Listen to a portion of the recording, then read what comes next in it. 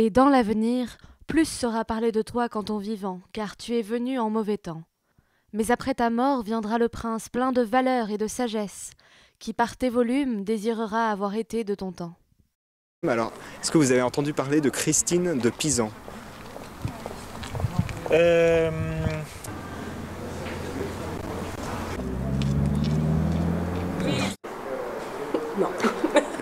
Non. Non, absolument pas. Non, ça me dit rien. Je crois pas. Bah justement, Est-ce que Christine de Pisan, le nom te dit quelque chose? Non plus. Non, pas. Non plus. J'ai l'impression de me faire chier, mais... disons que je suis pas très calé en littérature médiévale.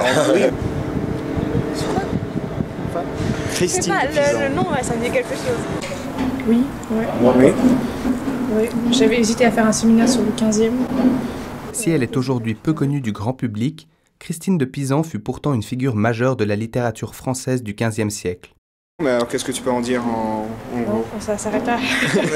C'est un nom, plutôt. Et pourtant, Christine sort du lot dans cet univers très masculin. C'est le premier écrivain professionnel de la langue française, tout genre confondu. Christine ne se contente pas de rester cloîtrée dans son étude. Au contraire, elle prend la plume et s'implique dans la première querelle littéraire en langue française. Contrairement à Christine, s'il y a bien un nom qui n'a pas été oublié, c'est sûrement celui de la rose. Non. Le nom de la rose, ça me dit quelque chose. Il y a un film dessus là. Mais le roman de la rose, ça me dit rien. J'arriverai pas à le résumer là. J'en ai déjà entendu parler dans un cours, mais non. Roman allégorique? Oui, ouais. Autour de l'an 1200, quelque chose comme ça. Et j'ai tout oublié. Merci avec vos questions là. Non. Le roman de la rose est en fait directement lié à Christine de Pisan. Et cette fameuse première querelle littéraire touche directement à ce roman. Écrit au XIIIe siècle en 2 temps, par Guillaume de Loris puis par Jean Demain, il raconte un rêve où le narrateur, dans une quête allégorique, cherche à conquérir un bouton de rose dont il est tombé amoureux. Compilant résumé de mythes et d'œuvres antiques, considérations historiques, politiques, théologiques, philosophiques, météorologiques, règles de bienséance, tuto beauté, scènes de bataille, récits merveilleux et scènes de sexe fort peu métaphoriques, le tout en plus de 20 000 vers, il marqua tout le XIIIe et le XIVe siècle. Mais en 1400, sa réception est toujours controversée. En cause, sa continuation par Jean Demain. Tout commence par une discussion entre intellectuels. C'est dans cet échange que Christine s'immisce, et son opinion au sujet du roman est bien tranchée. Pour elle, c'est un texte condamnable, un livre dangereux, jugé immoral et misogyne.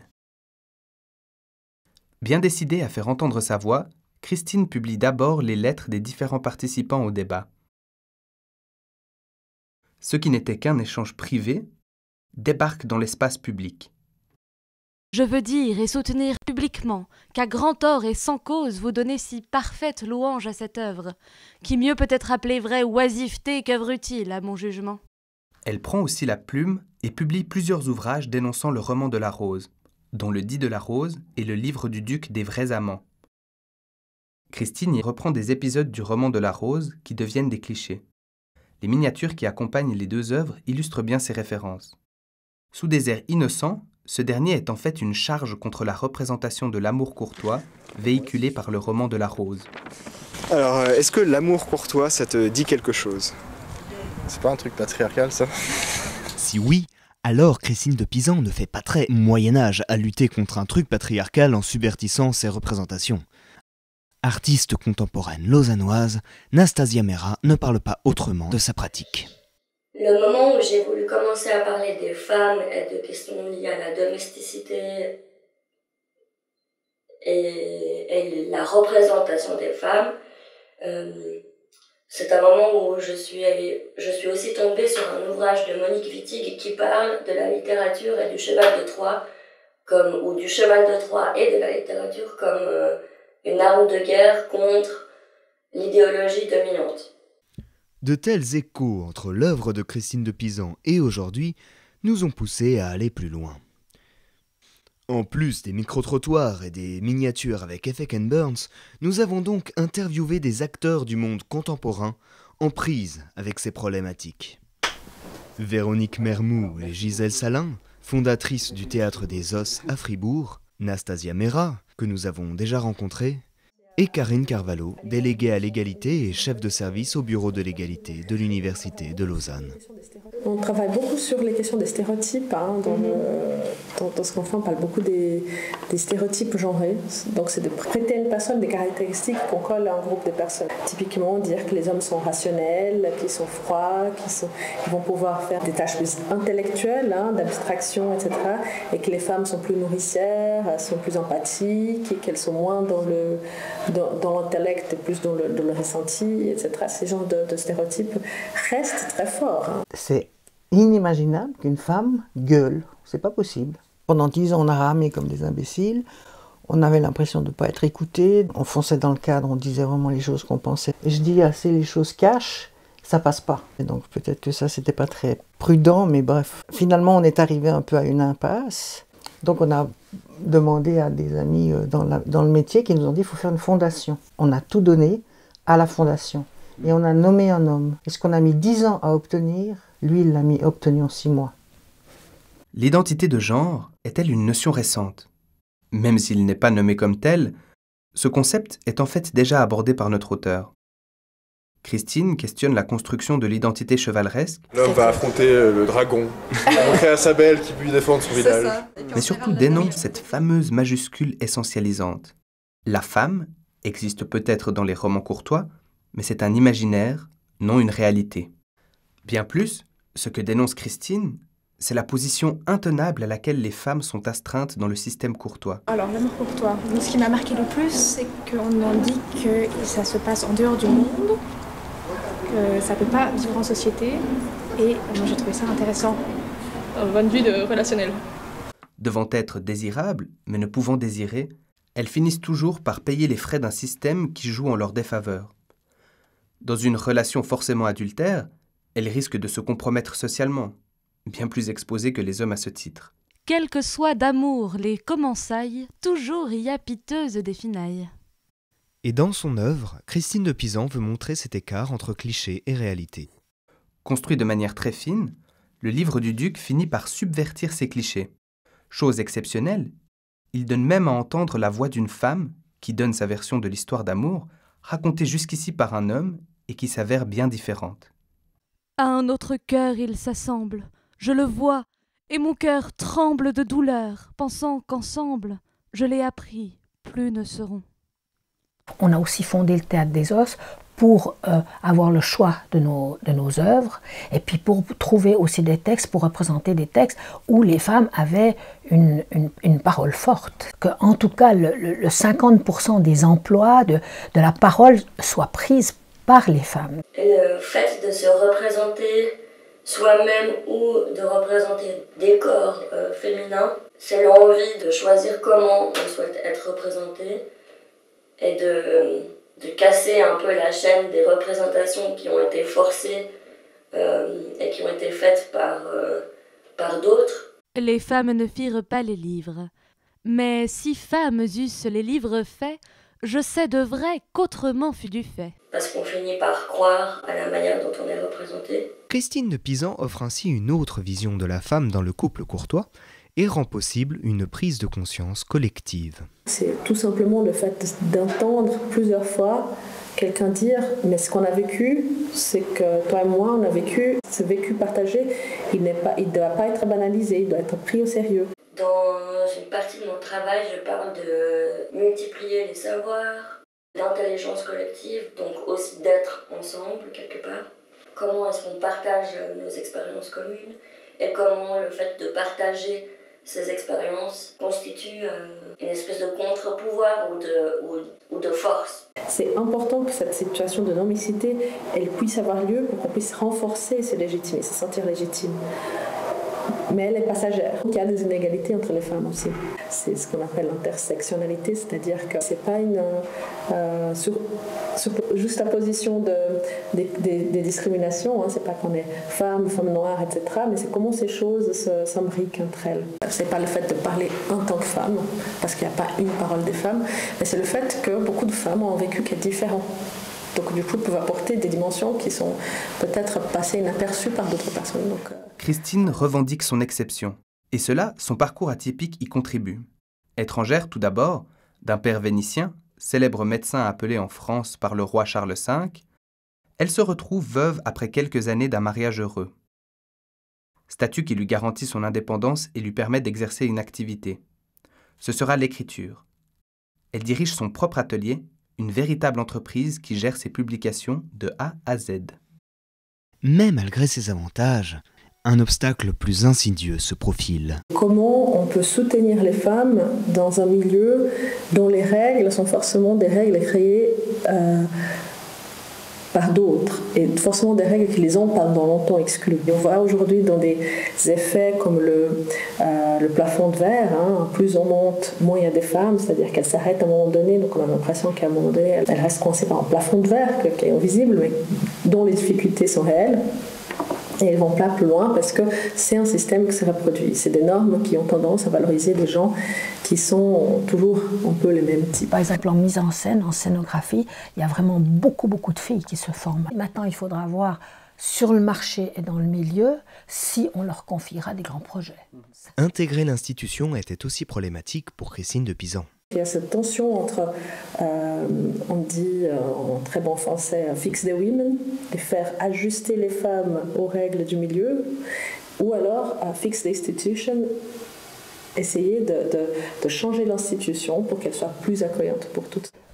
Après 10 ans, la situation politique a changé parce qu'une femme a été élue aux affaires culturelles, Isabelle Chassot, et immédiatement ça a changé pour nous. Elle nous a donné une subvention renouvelable pendant 3 ans.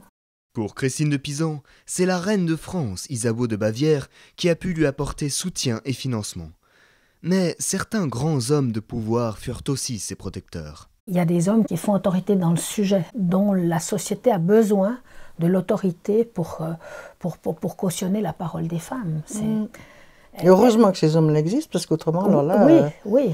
On n'existerait pas du tout, quoi. Mais c'est dommage, parce que voilà. De son père et de son mari, Christine de Pisan avait hérité d'importantes relations à la cour du roi de France.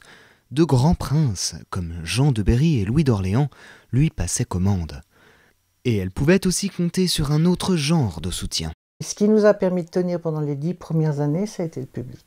Le monde politique pensait toujours que s'il prenait une décision en faveur de la culture professionnelle dans le canton de Fribourg, il serait méprisé par le public, il n'obtiendrait pas des voix, il ne serait pas élu. Quand on a commencé déjà comme itinérante à tourner dans le canton de Fribourg, on a tout de suite eu une réponse absolument forte du public qui était, lui, vraiment en manque. On a eu des bagarres homériques avec les autorités politiques et le public était là derrière, signait des pétitions, disait non, on veut les garder. Et là, les politiques se sont rendus compte que le public voulait. Le public aimait ça, aimait la musique, aimait l'opéra, aimait le théâtre, aimait le musée, et qu'il en... Et nous. Et nous. et nous. Mais ça a été un grand réveil du politique qui n'était pas en phase du tout avec la population. Mais le réveil est difficile quand on titille des coutumes bien établies. Christine refuse de se limiter à des genres alors réservés aux femmes. Bien sûr, ses œuvres lyriques sont très appréciées pour leur virtuosité et lui assurent revenus et notoriété. À tous les poètes qui s'y connaissent, celle qui a composé ce dit fait savoir qu'on trouve des rimes riches à tous les vers de ce livre. Toutefois, ce sont la morale et la philosophie qui l'intéressent. Elle sera intellectuelle. Et donc exceptionnelle. Et comme je tiens pour la chose non usagée que femmes écrivent, ainsi furent en peu de temps ventilés et portés mes livres en plusieurs pays.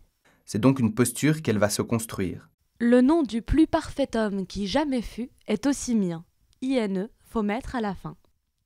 Contrôlant son image, elle se représente de la même manière que de grands intellectuels de son temps.